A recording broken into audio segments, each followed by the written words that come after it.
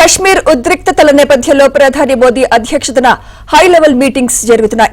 ప్రధాని మోదీ అధ్యక్షతన మొదటగా భద్రతా వ్యవహారాల కేబినెట్ భేటీ సీసీపీఏ సమావేశం జరిగింది. ఈ సమావేశాలకి అమిత్ షా, రాజ్నాథ్ సింగ్, నడ్డా, నిర్మలా సీతారామన్ సహా ఇతర ఉన్నతాధికారులు హాజరయ్యారు. ప్రస్తుతం ఆర్థిక వ్యవహారాల కేబినెట్ కమిటీ మీటింగ్ కొనసాగుతోంది. అటు నేషనల్ సెక్యూరిటీ అడ్వైజరీ బోర్డు మరింత బలోపేతం కానుంది. జాతీయ భద్రతా సలహా మండలి హెడ్ గా రా మాజీ చీఫ్ ఆలోక్ జోషిని నియమించనున్నారు.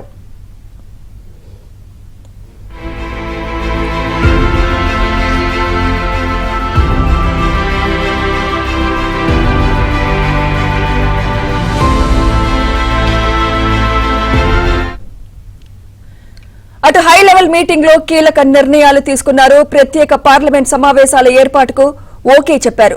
పహల్గాం ఘటన వీడియోలను విడుదల చేసే యోచనలో కేంద్రం ఉంది. గతంలో పాక్ ఉగ్రవాదులు భారత్ లో పాల్పడిన దాడి ఘటనల వీడియోలను విడుదల చేయనున్నట్టు తెలుస్తోంది. పాక్ ఘోరాలను ప్రపంచానికి చూపించాలని భారత్ యోచిస్తోంది. మధ్యాహ్నం 4 గంటలకు మీటింగ్స్ పై బ్రీఫింగ్ ఇవ్వనున్నారు. కాగా కేంద్రం ఎటువంటి నిర్ణయాలు తీసుకుంటుందన్నది ఇప్పుడు ఉత్కంఠగా మారింది.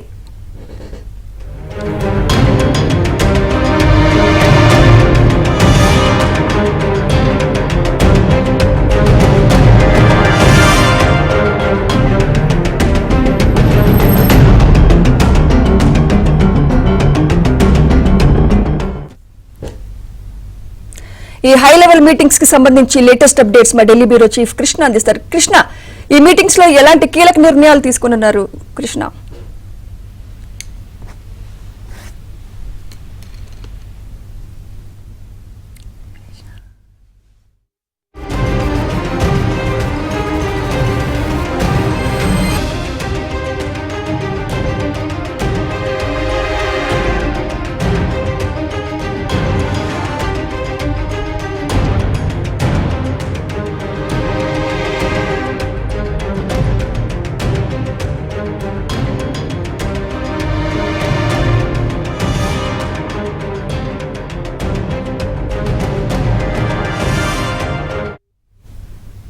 కశ్మీర్ ఉద్రిక్తతల నేపథ్యంలో ప్రధాని మోదీ అధ్యక్షతన హై లెవెల్ మీటింగ్స్ జరుగుతున్నాయి. ఇదే అంశంపై మరింత సమాచారం ఢిల్లీ బ్యూరో చీఫ్ కృష్ణ అందిస్తారు. కృష్ణ, సుమిత్ర, ప్రధాని మోదీ నేతృత్వంలో కీలక సమావేశాలు జరుగుతున్నాయి. ఇప్పటికే 3 సమావేశాలు అయితే ముగిశాయి. ఇప్పుడు ఆర్థిక వ్యవహారాల కమిటీ సమావేశం జరుగుతుంది. మొదట సిసిఎస్ సమావేశం జరిగింది. ఆ తర్వాత cabinet committee and political affairs CCPA సమావేశం, ఆ తర్వాత కేబినెట్ సమావేశం జరిగింది.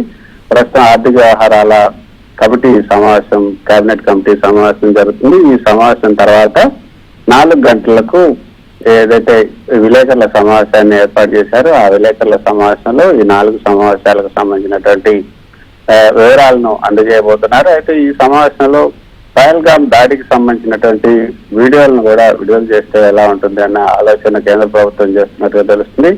మరోపక్క పాకిస్తాన్ ఇప్పటి వరకు ఏదైతే ఉగ్రవాదానికి శిక్షణ ఇవ్వటం, తర్వాత అక్కడ ఉగ్రవాద శిబిరాలు ఏవైతే వాటన్నిటికి సంబంధించినటువంటి ఒక వీడియోను కూడా విడుదల చేస్తే బాగుంటుందన్న ఆలోచనలో కేంద్ర ప్రభుత్వం. సో బహుశా 4 గంటలు జరిగే సమావేశంలో ఈ వీడియోలను విడుదల చేసే అవకాశం ఉంది.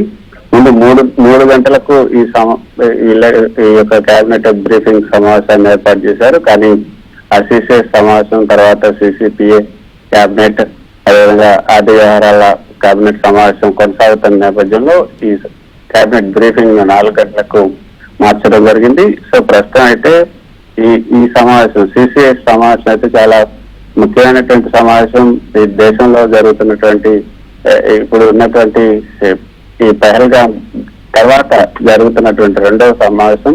మొదటి సమావేశంలో కూడా చాలా కీలకమైన నిర్ణయాలు తీసుకున్నారు. ఆ సందర్భంలో దేశంలో ముఖ్యమైనటువంటి ఏదైనా సమస్యలు ఏర్పడినప్పుడే ఈ సిసిపిఏ సమావేశం జరుగుతూ ఉంటుంది. కాబట్టి రాజకీయ చిక్కులు ఉన్నటువంటి ఆర్థిక విధానాలు, అంతర్గత భద్రతలపైన ఈ చర్చలో నిర్ణయాలు కూడా ఉంటాయి కాబట్టి ఈ సమావేశాన్ని ఏర్పాటు చేశారు.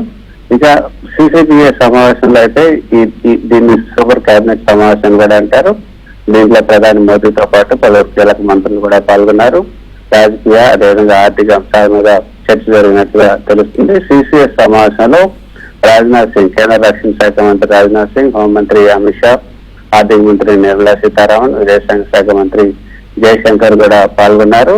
ఈ సమావేశంలో పహల్గామ్ ఉగ్రదాడిపై తీవ్రంగా ఏదైతే ఈ భద్రతా పరిస్థితులన్నింటినీ కూడా సమీక్షించారు. భవిష్యత్తులో తీసుకోవాల్సిన చర్చలు, అదేవిధంగా పాకిస్తాన్ పై విధించాల్సినటువంటి కొత్త ఆంక్షలపైన కూడా ఈ సమావేశంలో చర్చించినట్టుగా తెలుస్తుంది. సో 4 గంటలకు జరగబోయే విలేకరుల సమావేశంలో ఖచ్చితంగా దీనికి సంబంధించినటువంటి బ్రీఫింగ్ అయితే ఇవ్వబోతున్నారు. మరోపక్క సుమిత్ర, ఏదైతే ఈ రోజు కేబినెట్ జాతీయ భద్రతా సలహా బోర్డును కూడా కేంద్ర ప్రభుత్వం కొత్తగా ఏర్పాటు చేసింది. అంటే గతంలో ఉన్నటువంటి బోర్డే కాకపోతే మరింత బలోపేతం చేసింది ఈ బోర్డుని. మాజీ రాజ్ చీఫ్ అయినటువంటి అలోక్ జోషి చైర్మన్ నియమించింది. అందులో సభ్యులుగా మాజీ వెస్టర్న్ ఎయిర్ కమాండర్ అయినటువంటి ఎయిర్ మార్షల్ పిఎం సిన్హా, మాజీ southern army commander lieutenant general AK Singh, rear admiral Mantina, వీళ్ళందరూ కూడా వీళ్ళని చేశారు. అందులో Rajiv Ranjan Verma, Manmohan Singh, 2 Indian police service retired సభ్యులు, అదేవిధంగా కొంతమంది 7 సభ్యుల బోర్డులో పి వెంకటేష్ వర్మ కూడా రిటైర్ ఐఎఫ్ఎస్ సభ్యులు కూడా ఉన్నారు. సో మొత్తానికి అయితే పాకిస్తాన్ అటెండ్ చేసేందుకు ఈ రోజు జరిగినటువంటి 4 సమావేశాల్లో కీలకమైన నిర్ణయాలు తీసుకున్నట్టుగా తెలుస్తుంది. 4 గంటలు జరిగే ఈ బ్రీఫింగ్ లో, ప్రెస్ బ్రీఫింగ్ లో వాటికి సంబంధించిన వివరాలను కేంద్ర మంత్రులు వెల్లడించే అవకాశం ఉంది. Sumitra. Right, thank you Krishna.